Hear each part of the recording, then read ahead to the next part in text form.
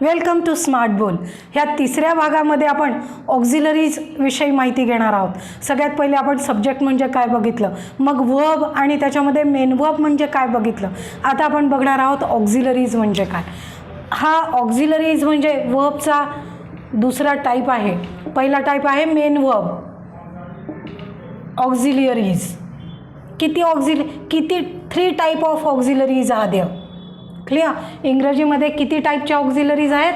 3. ह्या ऑक्झिलरीजलाच काही टीचर काय म्हणतात? Helping verb. Helping verb. Clear. आता हे किती auxiliaries are divided into 3 main type. 3 main टाईपमध्ये ऑक्झिलरीज डिवाइड केल्या जातात. Primary auxiliary,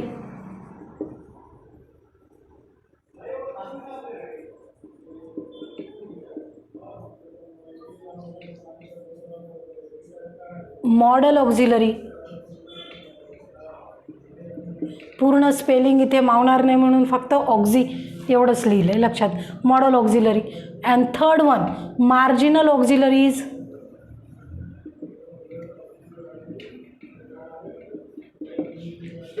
clear. ऑक्झिलरीज किंवा हेल्पिंग वर्ब. काय टीचर म्हणतात ऑक्झिलरीज, काय टीचर म्हणतात हेल्पिंग वर्ब. पण हे ऑक्झिलरीज किंवा हेल्पिंग वर्ब मुळात आहे काय? ते वर्ब आहे. क्लिअर. वर्बचा एक टाईप आहे ऑक्झिलरीज.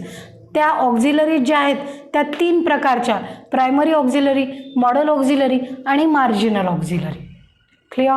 प्रायमरी बघा तुम्ही, आपण सगळ्यात पहिल्यांदा प्रायमरी स्कूलमध्ये जातो, बालवाडी वगैरे, तसं लक्षात ठेवायचं आहे की सगळ्यात पहिला टाईप कुठला आहे? Primary auxiliaries. ह्या किती प्रायमरी ऑक्झिलरीज आहेत? 3 प्रायमरी ऑक्झिलरीज आहेत. Form of to be, form of to be. To बीचे फॉर्म किती असतात? हे टू बीचे फॉर्म बघा. ॲम इज आर प्रेझेंटमध्ये टू बीचे ॲम इज आर प्रेझेंटमध्ये फॉर्म आहेत आणि पास्टमध्ये वॉज वेअर. क्लिअर. आत्तापर्यंत आपण कितीतरी वेळेस am is are was were वगैरे वापरले, पण ते मुळात आहे काय हे आपल्याला माहिती नव्हतं. ॲम इज आर काय आहे किंवा वॉज वेअर हे काय आहे? टू बीचे रूप आहेत ते. पण टू बी म्हणजे मुळात काय? टू बी हे V1 आहे. असणे असा याचा अर्थ होतो. असणे, आहे, होतं. असणे V1, V2 हे असणे आणि आहे हे V1 आहेत. म्हणजे बी, ॲम, इज आणि आर हे सगळे V1. क्लिअर. V2 मध्ये काय येईल? Was were. V3 मध्ये काय येईल? BN, बिन. हो ना. बीचं V3 काय येईल? बिन. बघा, अशा दृष्टीने आत्तापर्यंत आपण विचारच केला नव्हता म्हणून कळत नाही आपल्याला. हे प्रायमरी ऑक्झिलरीमध्ये form of to be.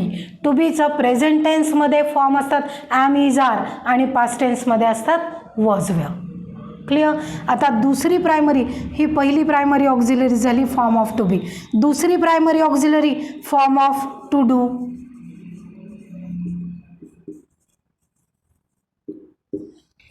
Form of to do याचा सुद्धा प्रेझेंट आणि पास्ट असे फॉर्म असतात. प्रेझेंटमध्ये डू, डज आणि पास्टमध्ये डिड.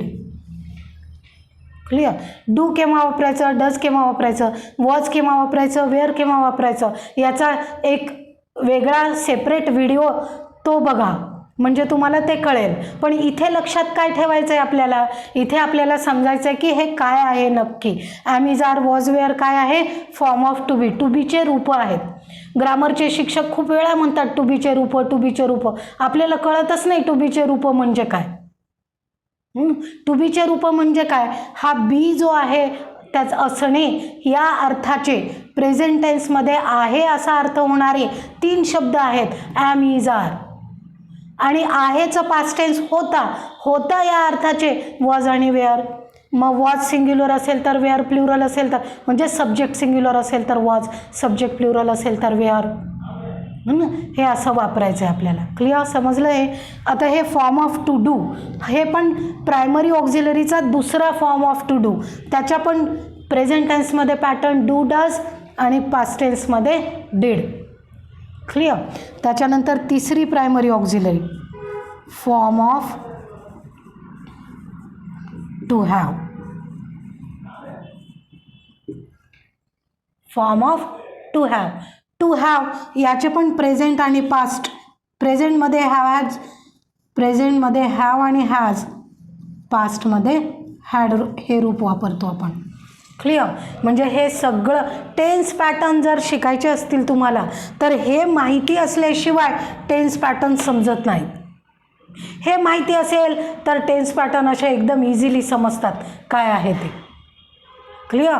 तर ऑक्झिलरीजचा पहिला प्रकार प्रायमरी ऑक्झिलरीज. प्रायमरी ऑक्झिलरीमध्ये तीन प्रायमरी ऑक्झिलरी येतात. Form of to be, form of to do आणि form of to have. Clear. तर form of to be present past, form of to do present past, form of to have present आणि past. Clear, समजलं हे सगळं. आता हे झाल्यानंतर दुसरा प्रकार आहे मॉडल ऑक्झिलरीज. मॉडल म्हटलं की लगेच टी व्हीवर कॅटवॉक करणाऱ्या मॉडल नाही बरं का, है ना. लगेच मॉडल म्हटलं की डोळ्यासमोर येतात हिरोईन टी व्हीवर जसे कॅटवॉक करतात, आपण म्हणतो मॉडल आहेत त्या, है ना.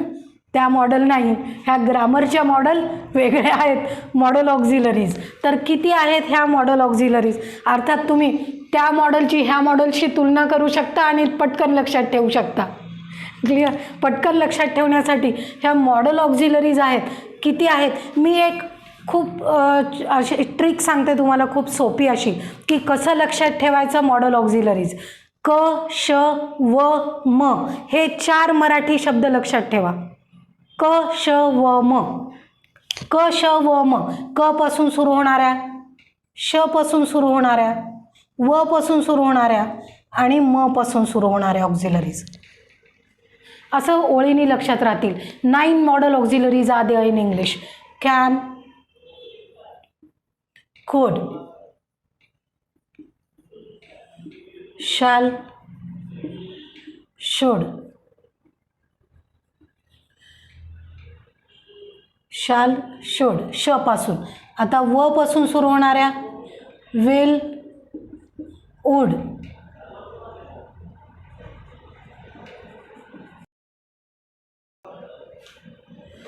म पासून सुरू होणाऱ्या कुठल्या आहेत, मे, माइट आणि मस्ट. क्लिअर, समजलं हे. बघा model auxiliaries can, could, shall, should, will, would, may, might, must. पाठच करून टाका एकदम. मॉडल ऑक्झिलरीज म्हटलं की पटकन लक्षात आलं पाहिजे कश व म. Can, could, shall, should, will, would, may, might, must. Clear, समजलं हे. आता ह्या ऑक्झिलरीजमध्ये तिसऱ्या टाईप ऑफ ऑक्झिलरीज आहे मार्जिनल ऑक्झिलरीज. मार्जिनल ऑक्झिलरीजमध्ये ऑट टू, नीड टू,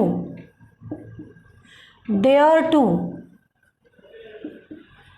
आणि यूज्ड टू. क्लिअर, समजलं आहे. जसं आपण प्रायमरी ऑक्झिलरीमध्ये जसं शिकलो की टू बी म्हणजे असणे, मग प्रेझेंटमध्ये आहे, पास्ट म्हणजे होतं, टू डू म्हणजे करणे, डू डज करतो, डीड म्हणजे केलं, टू हॅव म्हणजे मालकीचे असणे किंवा जवळ असणे, हॅज म्हणजे ल आहे आणि हॅड म्हणजे ल होतं.